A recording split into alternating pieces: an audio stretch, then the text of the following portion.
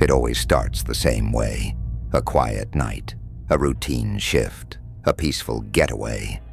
But evil doesn't kick down the door. It waits, watches, and walks right in when you least expect it. Good evening, ladies and gentlemen, and welcome back to Night Terror X, where ordinary moments become gateways to real-life horror.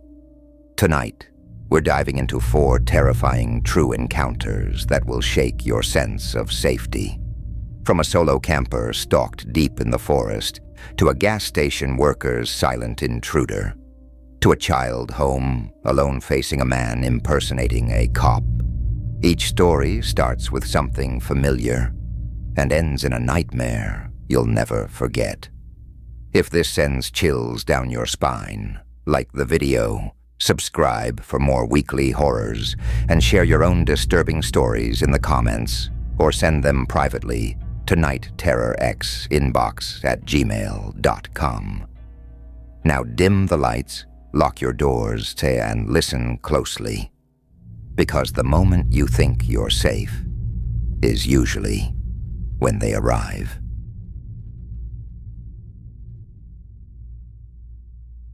The room upstairs wasn't empty. A friend of mine, Jake, told me this after we went camping last fall. We were trading creepy stories around the fire, and when it was his turn, he got real quiet. Then he said, "You ever hear footsteps in your house when you know damn well you're the only one there?" That's how this all started. Jake had the house to himself for a few nights. His roommate was out of town visiting family, and Jake, being a bit of a night owl, was enjoying the peace and quiet. He said it was around midnight when it happened. He was lounging on the couch with a beer in one hand, watching reruns of some old survival show. Just background noise, really. That's when he heard it, a faint thud coming from above. At first, he didn't react. Thought maybe it was the house settling or a car door outside. But then came a second thump, softer, like someone walking in socks across the room right over his head. He muted the TV, silence. Jake told me he just sat there, frozen, eyes on the ceiling, holding his breath. Then, faintly, barely audible, he heard the soft creak of floorboards, followed by a few slow, deliberate steps. His stomach dropped. He got up, called out his roommate's name even though he knew he wasn't home. No answer. Just silence, thick enough to choke on. He stood at the foot of the stairs, trying to rationalize what he heard. Maybe an animal got in, maybe the pipes. But deep down, he already knew it didn't sound like any of that. It sounded like a person. He flicked on the stairway light and climbed slowly, step by step, the wooden boards groaning under his weight. The upstairs hallway was dim and still. The door at the end, the one to his roommate's room, was wide open. That made no sense. Jake swore he'd closed that door the morning his roommate left. Neither of them were the type to leave things open. Plus, Jake hadn't stepped foot in that room since. He moved cautiously down the hallway, his heartbeat pounding so loud it echoed in his ears. He peeked inside the room. Everything looked untouched. Bed neatly made, clothes folded, nothing out of place. But the air in there felt wrong. He described it like walking into a space that had just been vacated, like someone had been there and left seconds before you arrived. He said the hairs on his arms were standing up, and his skin felt tight, like the room was pressing in on him. He checked every other room upstairs, one by one. Nothing. No open windows, no broken locks, no signs of forced entry. Just silence. Oppressive, watching silence. Jake didn't sleep that night. He kept all the lights on and stayed downstairs with a kitchen knife in arm's reach. For the next 2 days, he was jumpy. Every creak, every gust of wind outside made his heart leap. But nothing else happened. No more footsteps, no more open doors. Just calm. When his roommate finally came back, Jake didn't say anything right away. He didn't want to sound crazy, but what he did do was test a theory. The following night, he cracked open a beer, turned on the same show, and sat in the exact same spot. Same setup, just to see. And again, thud. One single soft thump from upstairs. He didn't tell me what he did after that. He just looked at me across the fire and said, "Sometimes I think there's something in that house. Not a person, not a ghost either. Just something. And I don't think it likes being alone." So yeah, that's the story Jake swears is true. You believe it or not, that's on you. But let me ask you this. Have you ever heard footsteps in your house when you were supposed to be alone?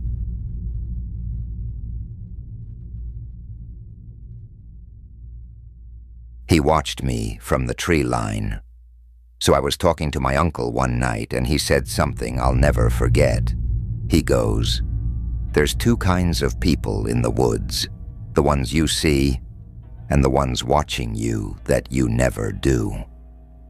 That line didn't mean much to me back then, but now I get it. I get it way too well. This happened about a year ago. I had taken a solo camping trip up into the Allegheny Mountains, not too far from where I live in Pennsylvania. It was just a little weekend escape. Nothing fancy, just a pack, a tent, and a small lake I'd found on a trail map. My plan was to stay one night, take in the scenery, and maybe get a quiet swim in before heading home. When I finally reached the lake after a long hike, I was kind of bummed to find two other small groups already camped near the water. They weren't loud or anything, but it kind of killed the whole solitude in nature vibe I was after. Still, I figured one night wouldn't be a big deal. Around 5 or 6 in the evening, both groups packed up and left. Must have just been there for a day hike. Suddenly I had the entire shoreline to myself, and with only about an hour of sunlight left, I decided to take a quick dip before it got too cold. I changed into my swimsuit, waded into the water, and floated there for maybe 10 minutes, just taking in the silence. That's when I saw him. He was standing just past the tree line, maybe 30 or 40 yards from the water's edge. A man, alone, still, watching me. At first, I thought maybe he was just a late hiker or someone from one of the groups who had forgotten something. But the way he stood there, rigid, locked in place, his eyes focused straight on me, it felt wrong, too still, too deliberate. As soon as our eyes met, he turned his head and slowly stepped back into the trees. No rush, no panic, just gone. My skin crawled. I got out of the lake fast and dried off, my eyes darting through the gaps in the trees, half expecting to see him reappear. I kept telling myself it was nothing, maybe just a coincidence, someone heading back to their own spot. But deep down, I knew it wasn't that. The rest of the evening was quiet. I cooked a small meal over my camp stove and watched the sun disappear behind the ridge. I stayed outside for a while, staring at the stars and trying to calm my nerves. It really was beautiful, but the silence no longer felt peaceful. It felt like it was waiting for something. I crawled into my tent sometime after midnight. The hike had worn me out more than I realized, and I knocked out pretty quick. No fire, no lantern, just zipped up and passed out. I don't know what time it was when I woke up.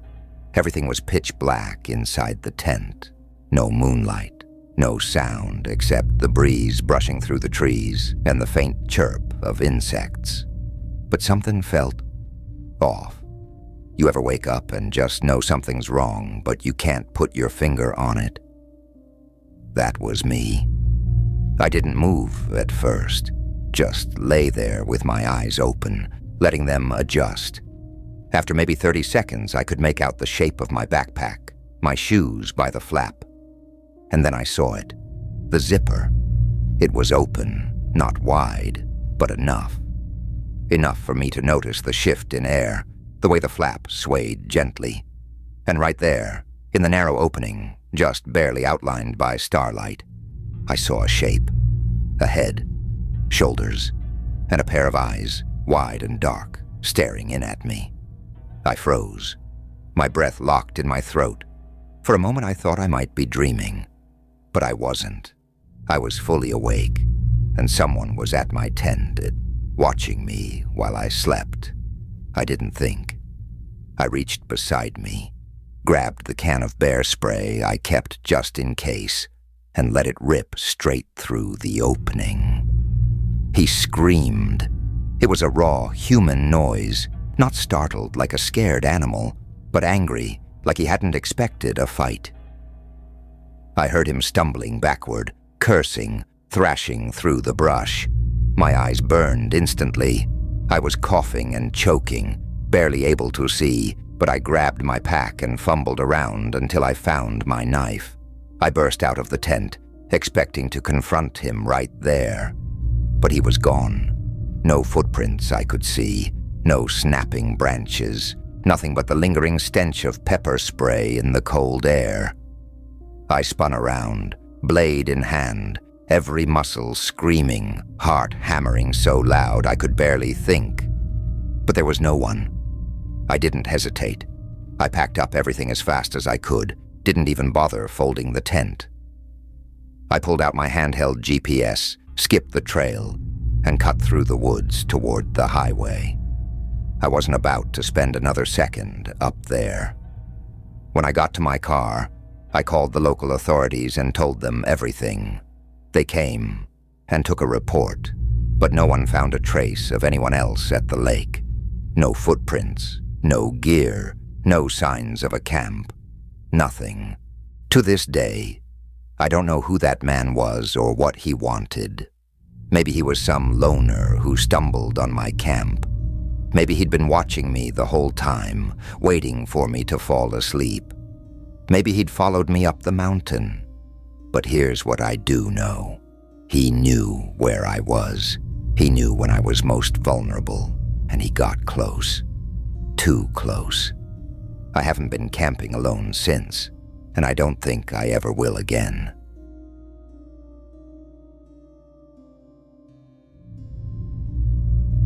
The man who never opened the door. A friend of mine, Caleb, told me this story after he quit his graveyard shift job at a gas station last year. He'd worked there for nearly 4 years, said the nights were long, quiet, and mostly uneventful. But one shift changed everything, and the way he told it, you could tell it still haunted him. It was just after 8 p.m. when he clocked in, same routine as always. He took over for the day guy, who barely said goodbye before peeling off into the night. The first few hours flew by, people grabbing snacks, cigarettes, filling up their tanks. Typical small-town traffic. But after 11, things slowed down. By midnight, the store went dead silent. Caleb told me that's the part of the shift he always hated. The dead hours. The kind where you start to hear the hum of the fridges behind you like they're whispering, and every creak of the building feels like it has a heartbeat. Around 1:05 a.m., a beat-up gray sedan pulled into the lot.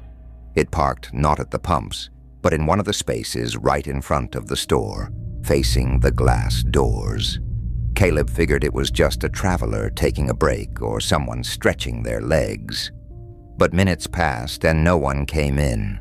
He leaned over the counter to peer outside. The glare from the fluorescent lights bouncing off the glass made it nearly impossible to see anything inside the vehicle. Still, he didn't think much of it. Just someone tired, maybe taking a nap. Happens more than you'd think. He went back to his phone, scrolling mindlessly through articles and forums to stay awake. Maybe 20 minutes passed, maybe more. But then out of nowhere he looked up, and someone was inside. A man, mid-40s, heavy coat, messy beard, just standing in the middle of aisle 3, staring at him. Caleb said his heart nearly jumped out of his chest. There had been no chime from the door, no sound, no movement, just silence. And then this guy, standing still like he'd always been there. But what got him the most wasn't just how silently the man appeared. It was the look in his eyes, cold, empty, but focused. As soon as they locked eyes, the man turned away and started wandering slowly through the aisles. He'd glance back at Caleb every now and then, just quick enough to track his attention, like he was waiting for him to look away. Then just like that, the man turned on his heel and briskly walked out the front door. Caleb rushed to the glass, watching him pass the parked car without a glance, heading straight toward the road until he vanished into the night.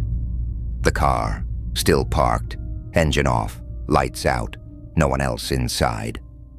Caleb's gut screamed at him that something wasn't right. He pulled up the security footage, fast-forwarding to find when the guy entered. That's when the whole thing tipped into full-blown nightmare territory. At exactly 12:43 a.m., the man slowly exited the car and walked toward the back of the building, toward the service entrance. Now here's the thing, that door, technically unlocked. Since the place is open 24/7, it's usually used by vendors and staff taking smoke breaks. But there are no cameras back there, no alarms, nothing. From 12:43 to 12:59, there's nothing, just silence. Then at exactly 12:59, the man appears inside the store, walking down the back aisle like he just materialized there. 15 minutes, that's how long he was out of view. Caleb doesn't know if the guy was hiding behind the shelves, waiting for the right moment, or maybe just standing there, listening. The cops showed up about 20 minutes later after Caleb called them. They ran the plates on the car. Turns out it was stolen from a rest stop 3 states away, reported missing over 2 months prior. No ID, no fingerprints. The guy hadn't taken anything, hadn't bought anything, hadn't even tried to interact. But you don't sneak into a store through a side door, avoid every camera, and then just leave without a reason. Whatever he came in to do, something changed his mind. Maybe Caleb caught him off guard by noticing too soon. Maybe he realized the cameras were rolling, even if they didn't catch the entry point. But Caleb swears he wasn't just being watched that night. He was being studied, measured. He quit 2 weeks later. Said he started sleeping with the lights on. Said every time he walked through a quiet room, he checked the corners without thinking. And the worst part, that man is still out there, waiting for another door that's left unlocked. The officer who wasn't a friend of mine, Sean, told me this story a few years ago, and man, it still gives me chills every time I think about it. He said it happened when he was 13, during one of those lazy summer weeks where time just slips by and nothing seems out of the ordinary until it is. That day had been a rainy mess, the kind where even the birds seemed to vanish. Sean had spent most of it inside, swapping between his 3 and random cartoons on TV. His dad worked late, usually until 10, and his mom was a nurse who kept the most unpredictable shifts imaginable. That meant a lot of evenings alone, but Sean was used to it. Nothing weird, nothing scary, until just after 7. He'd paused his game to go make a sandwich. Something simple, just turkey and cheese. And as he was pulling the mustard out of the fridge, there was a knock at the front door. Now, if you remember being 13, you know that kind of thing can make your heart skip a beat. For Sean, it did. He wasn't the kind of kid to run to the door. He froze, stayed real quiet, hoping whoever it was would just go away. But the knocking didn't stop. It came again, louder, and again. After a few more hesitant seconds, he crept over and peeked through the peephole, expecting maybe a neighbor or one of those delivery people who got the address wrong. What he saw made his stomach drop. A police officer. He was standing on the porch, soaked from head to toe. The rain was still falling hard, and this guy looked miserable. But that wasn't what unsettled Sean. It was the look in his eyes. Something was off. Sean figured he had to answer. He was just a kid, and it felt wrong not to. He cracked open the door, and the officer immediately leaned forward, asking for his name. His voice was calm, even friendly, and he smiled like he was trying to put Sean at ease. But that smile, it didn't help. The man's teeth were yellowed and jagged. His uniform looked wrinkled, dirty even. His belt was crooked. The badge on his chest looked dull. And worst of all, Sean noticed, there was no police car out front, no lights, no engine running, nothing. That's when everything in Sean's brain screamed, "This is wrong." The man said he needed to come inside, to search the home, he claimed. Something about a safety check. But even at 13, Sean knew that didn't make sense. No warrant, no emergency, just a soaking wet stranger in a cop uniform asking to come into a house where a kid was home, alone. The guy started to take a step forward. Sean slammed the door shut and locked it. Before he could even catch his breath, something heavy crashed against the door. Boom! Hard enough to rattle the hinges and shove Sean back a step. The man outside didn't say a word, just hit the door again. Sean grabbed the cordless phone and dialed 911, his hands shaking so bad he nearly dropped it. He blurted out what was happening, barely able to string a sentence together. The dispatcher kept him on the line, telling him to stay calm, to stay hidden. Help was on the way. Meanwhile, the pounding continued. For 5 straight minutes, the man tried to force his way in, never shouting, never pleading, just pounding, like he was trying to break the door from the frame. And then, sirens. Red and blue lights flashed through the rain-soaked windows, and Sean ran to the back of the house. He heard yelling. He heard more banging. Then, silence. The real officers found the man still on the porch, claiming he was just doing his job. They took him in immediately. Sean's parents got home not long after, and for a while, they didn't tell him much. Just that the man had been arrested, and that he wasn't really a cop. That was enough to terrify him for years. But when Sean turned 16, his dad finally sat him down and told him what they found out. The man had a stolen police uniform. He'd been caught impersonating an officer in 2 other towns. During questioning, he admitted he'd targeted Sean's house for a reason. Because he'd seen the boy home alone before. Because the rain made the streets quiet. Because it was the perfect night. And he confessed he hadn't just wanted to get inside. He'd planned to kidnap him. If Sean had opened that door just a little wider. If he'd hesitated. If he hadn't trusted his gut. He might not be here to tell this story at all. So next time someone knocks, especially if something feels off, trust that feeling. Because sometimes it's the only thing standing between you and something that never should have happened.